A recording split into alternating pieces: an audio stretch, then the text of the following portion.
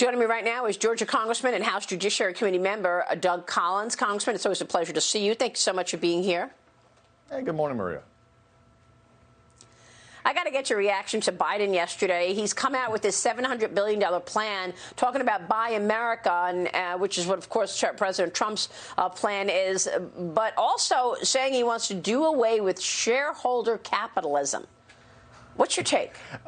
I mean, look, it's amazing when he wakes up and what he says. I mean, it's just, you know, they're moving. The Democratic Party right now is basically anchorless. They do not have principles, except now they're just trying to please everybody who say that they would like to vote for them. And what they're doing is they're going further and further to the left with the most shrill voices, talking about economies and moving up from our capitalist system, moving away from small business, moving away from the things that made our country great, toward a socialist economy, toward one, frankly, that is just sort of a free reign. Do whatever you want to do. And what that takes us away from is our rule of law. Joe Biden needs to, if he wants to continue this, then go for it, because I think it puts a really strong peg on what is really going to happen with President Trump getting 4 more years. President Trump came in and took over from a weak administration. He made it stronger. What's going to happen in 4 more years? It's going to be stronger. A stronger economy, a stronger military, a stronger world presence, a stronger judicial system from judges and appointments. That's what this president will offer for 4 more years. Joe Biden is just fishing, trying to figure out what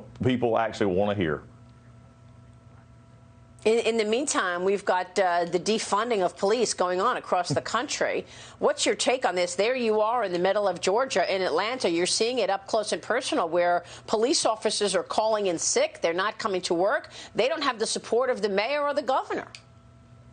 Yeah, it's amazing for us right now. The mayor and the Fulton County District Attorney have basically hamstrung the police down here to where they don't know what to do and how to do their jobs, and it's just this movement that takes it away from them. They do their job properly, and anytime tells you, Maria, that they're wanting to defund the police, it's disrespecting the police. It's disrespecting what all of them do every day to keep us safe. And if they're wanting to keep moving on this, what we're seeing is you're going to have more and more people not want to get in. Can you imagine police forces that are currently struggling in the current size they are, and you're cutting police officers away, you're cutting resources away? Why would the ones who are left want to stay? Then you're going to see what actually the defund police movement actually is. It's disrespecting not only law enforcement, but it's actually taking communities and saying, we don't care about you because you're taking away the very civil structure that has made communities safe to be around.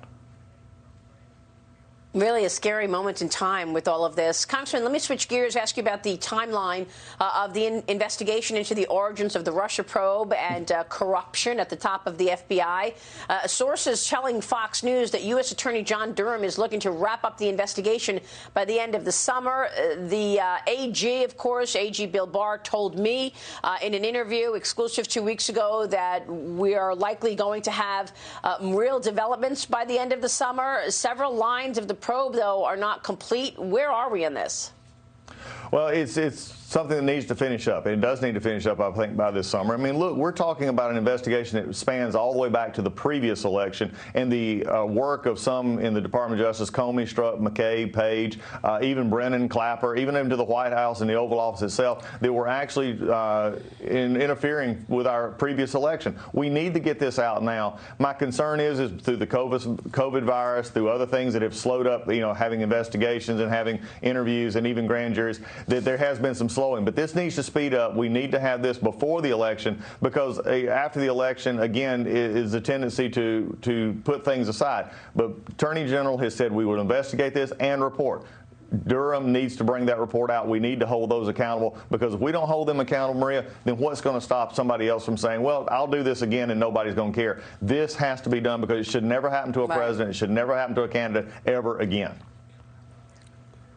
It's just extraordinary, some of the things that they did against this president. Let me ask you about this tax return decision. The Supreme Court ruling 7-2 that New York State prosecutors can access President Trump's tax returns. But at the same time, the court declined to give Congress access to those tax returns, having been subpoenaed by Democratic-led House committees, including yours. The president responding during his interview with Hannity last night. Watch.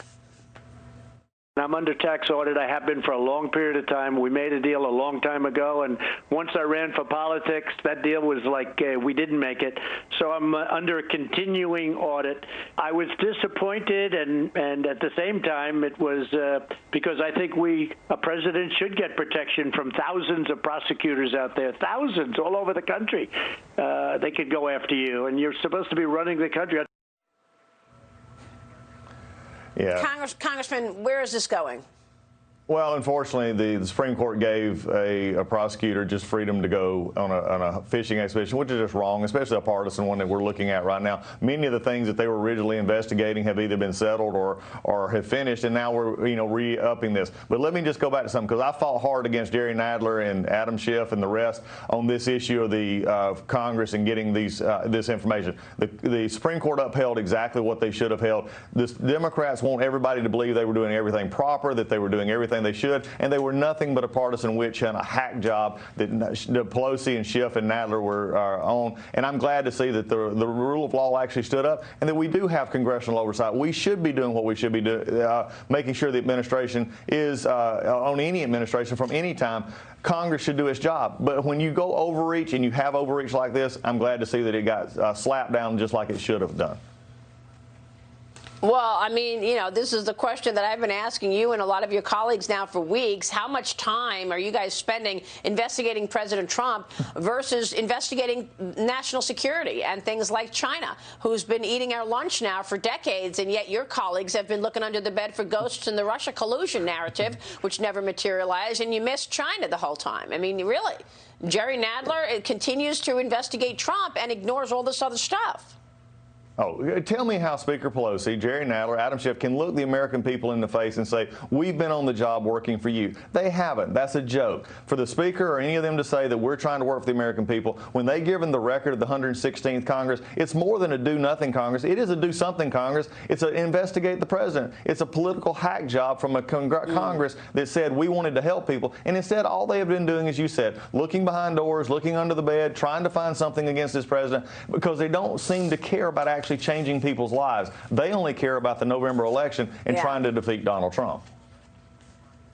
Well, look at their constituents. Look at San Francisco. That's a mess. Look at California. I mean, it's just amazing. Congressman, good to see you. Thank you so much. Congressman Doug Collins joining us there.